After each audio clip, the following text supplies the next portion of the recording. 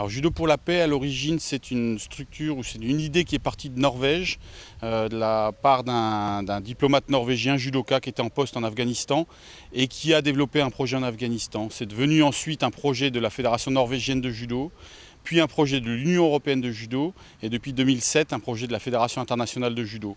Et le programme Judo pour la paix a vocation d'intervenir dans 3 types de zones, des zones de conflit, des zones post-conflit et des zones de conflits sociaux.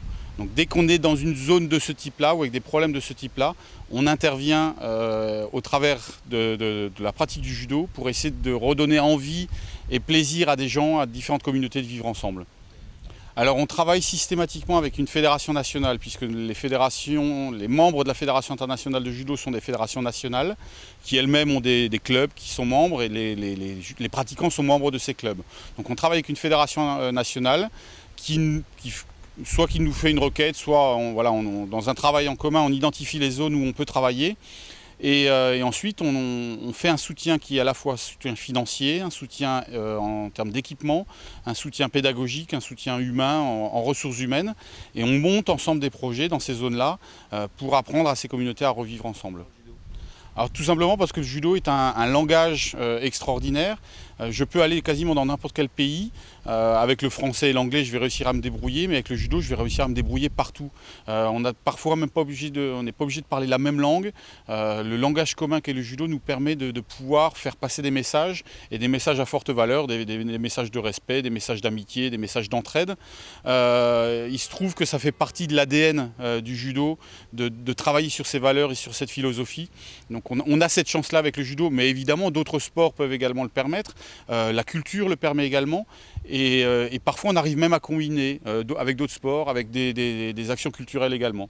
Alors j'étais plus exactement juste à la frontière syrienne, devant le poste frontière, puisque bon, pour l'instant la Syrie c'est un peu plus compliqué pour y aller, mais j'étais côté turc et il y a actuellement dans la zone de Kilis, qui est au sud du pays, à une 50aine de kilomètres d'Alep, qui a été ravagée par la guerre civile, il y a des camps de réfugiés, il y a plus de 100 000 réfugiés dans cette zone-là de Turquie, et il y a un camp entre autres qui s'appelle Container City dans lequel je me suis rendu, où il y a 17 000 habitants, dont 10 000 enfants, et là avec la Fédération turque de judo et les acteurs locaux, le gouvernement local, on a lancé un projet où on utilise le judo comme outil de développement social, pas comme une finalité. La finalité, c'est pas de développer le judo, la finalité, c'est d'aider ces populations à vivre, à revivre.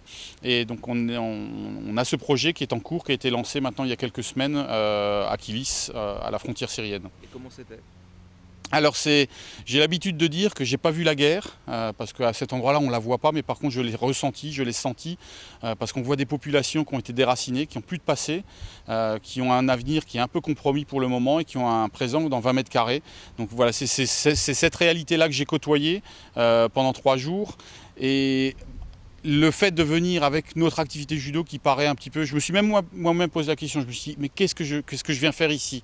Ben, quand on sort de ce camp et qu'on a vu 300 enfants avec un sourire jusque derrière les oreilles, tout simplement parce qu'ils ont vu quelque chose de différent, parce qu'ils se sont défoulés, parce qu'ils se sont fait plaisir, parce qu'on est venu s'intéresser à eux, ben, rien que pour ça, ça fait un bien fou.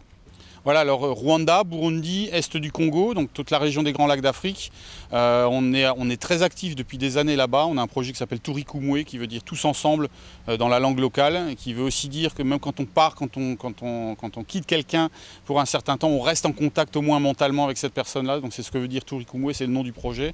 Et là, on a effectivement réussi à remettre ensemble les communautés Hutu et Tutsi qui se sont entre-déchirées pendant des années. On les a remises ensemble sur un tatami en leur mettant un judo sur le dos, à pratiquer un sport de combat. C'est ça qui est paradoxal aussi, on fait un sport de combat, mais c'est un sport de combat qui permet aux gens de revivre ensemble et de se respecter.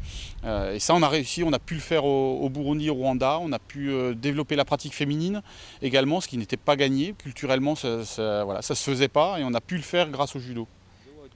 Voilà, il y a des actions, donc un programme qui s'appelle le programme Sans ceinture noire, qui est un petit peu en sommeil actuellement, mais qu'on espère bien pouvoir relancer sur les quartiers comme l'Elzo, comme Haute-Pierre, où là on prend des jeunes qui sont en déshérence ou qui ont des problèmes scolaires, des problèmes familiaux, des problèmes de délinquance.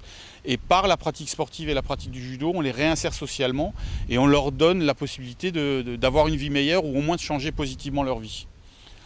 C'est avant tout des rencontres. Je visite énormément de pays. Je vais prochainement faire un tour en Océanie. Je serai à mon 65e pays. Il m'en reste encore quelques-uns parce qu'il y en a 200 en tout. Mais c'est au-delà des endroits magnifiques que je peux découvrir. L'année dernière, on a fait une séance de judo sur la Grande Muraille de Chine, c'était extraordinaire.